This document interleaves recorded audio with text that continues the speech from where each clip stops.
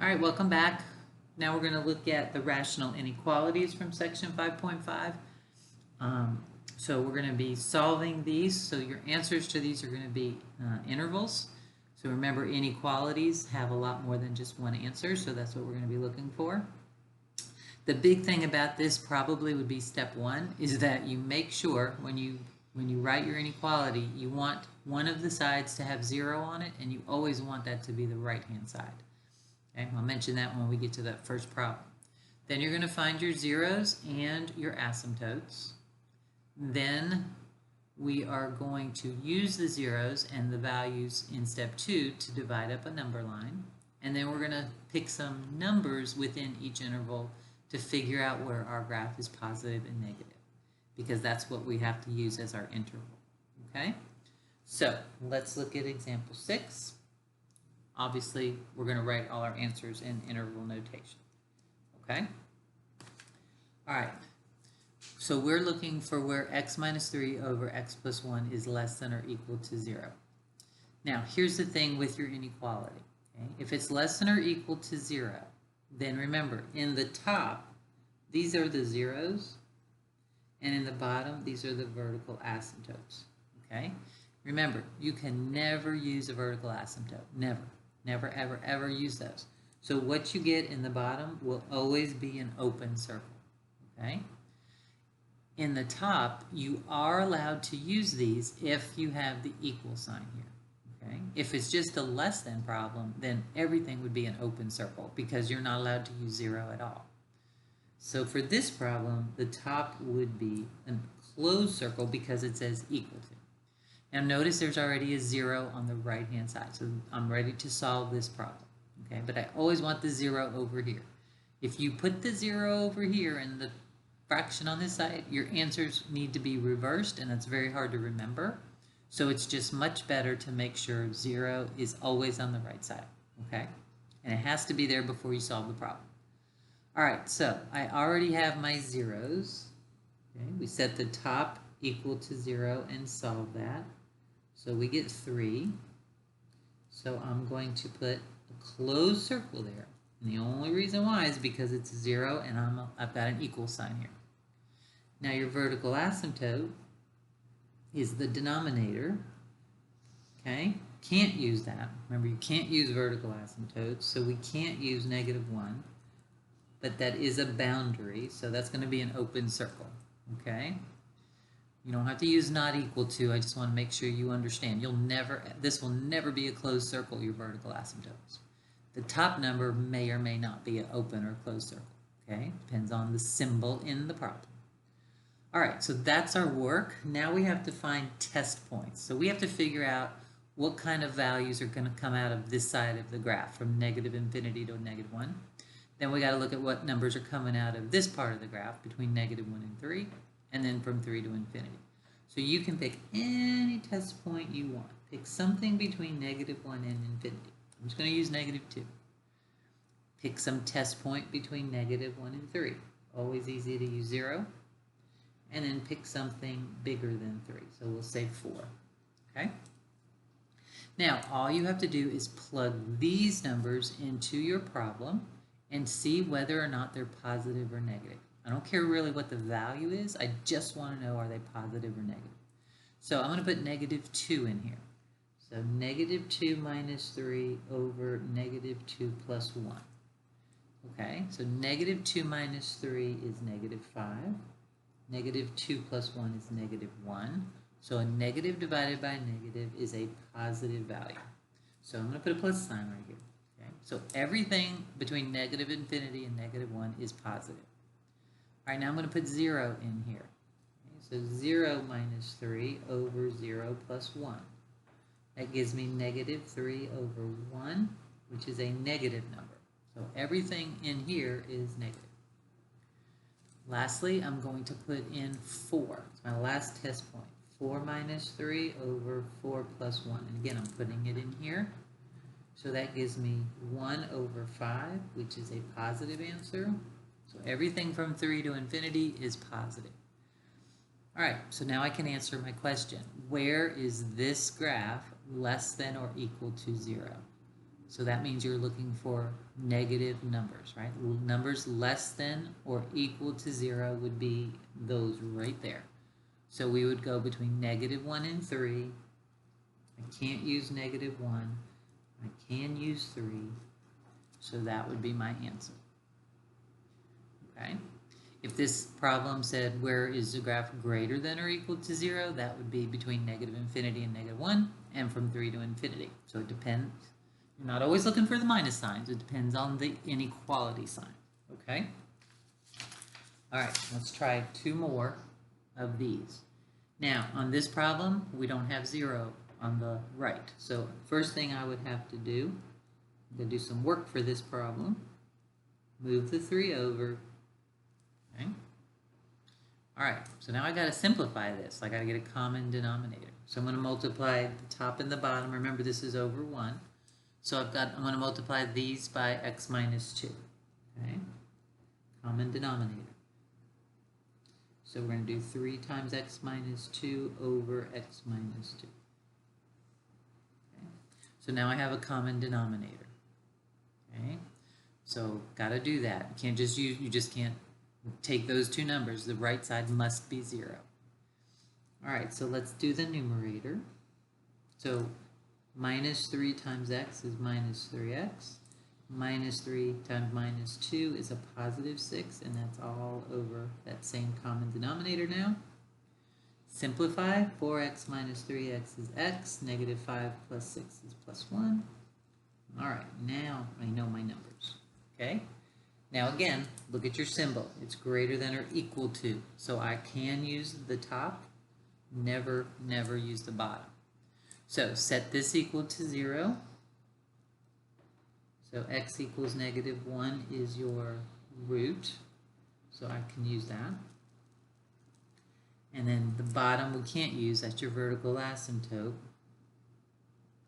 So x can't be 2 is your other boundary point. Okay? All right, test points. Something over here, -2. Something in the middle, 0. Something bigger than 2, 3. We're going to put them in here, okay? Not the original. We want always use the one that has the 0 in it. So we're going to put -2 in here, see what we get. So -2 plus 1 over -2 minus 2. So that gives us a -1 over -4. That's positive. So these guys are positive. Okay, now I'm going to use 0. 0 plus 1 over 0 minus 2.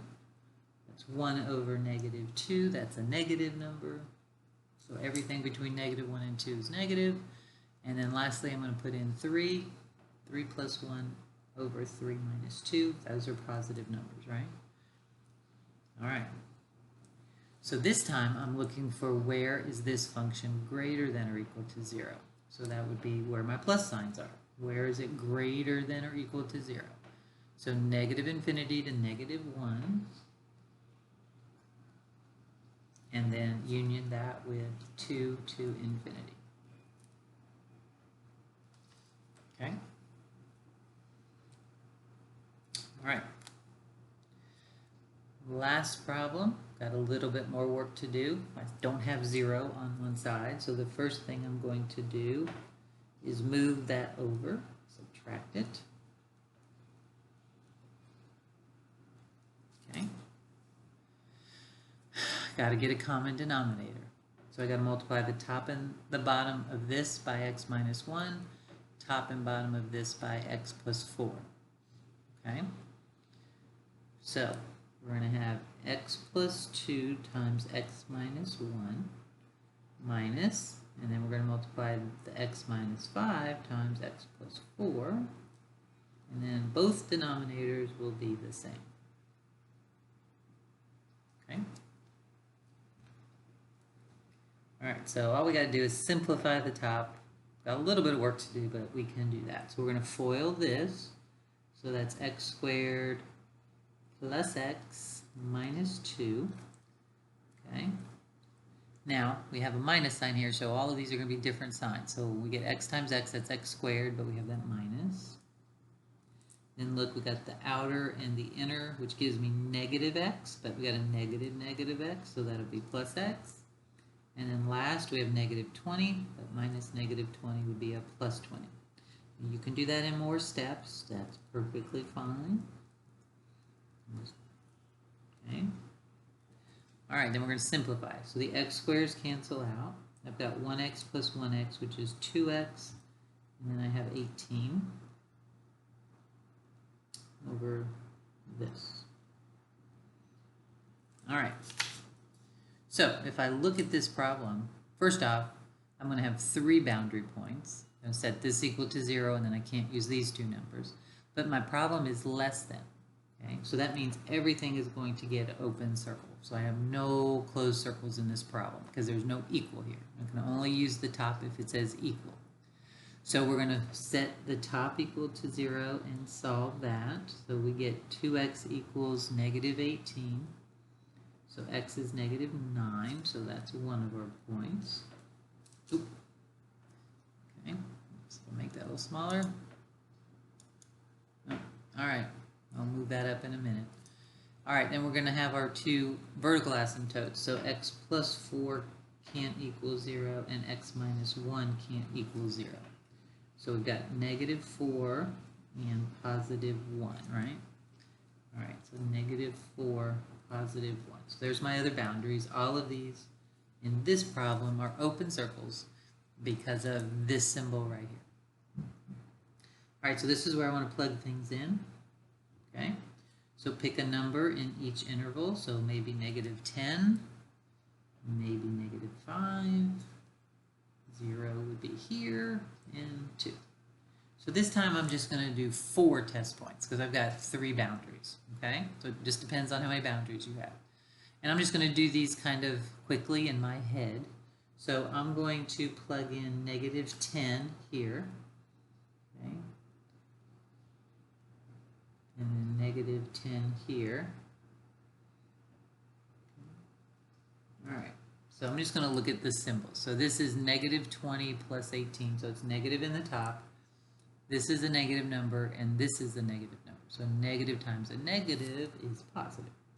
So I've got a negative divided by a positive, so that means everything over here would be negative. Okay? And then we'll do the same thing with negative 5. 2 times negative 5, negative 5, and negative 5. So I'm just plugging in negative 5. Let's see what happens. So this is negative 10 plus 18, that's a positive number. And over here I've got a negative 1 and a negative 6. Negative times a negative, it's positive. So this is positive over positive. Okay, so I'm just saying what signs I have. Plug in 0, that's easy. So if I put 0 in the top, I get 18. If I plug 0 in the bottom, I'm going to get 4 times negative 1. So that's a positive over a negative, so that's negative. By the way, some of you guys will cheat and always say, oh, well, these signs always alternate. They do about 90% of the time, but every now and then you're going to get one that might do minus, plus, plus, minus. So it's always good to check. Even though consistently you're going to see them alternate, it's not always the case, okay? So just be careful with that. All right, so the last thing I'm going to try is 2. So 2 times 2 is 18, that's 22. And then I'm going to put in 2 here, so that's positive and positive. So again, I'm just looking at my signs, so that one did come out to be positive. All right, so now we can go back and get our answer. We're looking for where this function is less than 0, which means where are they negative? So that would be between negative infinity and negative 9, and also between negative 4 and 1. One of the things I noticed that students will miss here is you guys give me these numbers in your interval. Remember, these are the numbers. These were just the test points. They don't come as part of your answer. So we're going to go from negative infinity to negative 9. And then also this part of the graph, negative 4 to 1. Okay. That's where it would be less than 0. Okay. So that should give you plenty to work on from this section. Okay, so if you have any questions, let me know. And good luck working on the homework.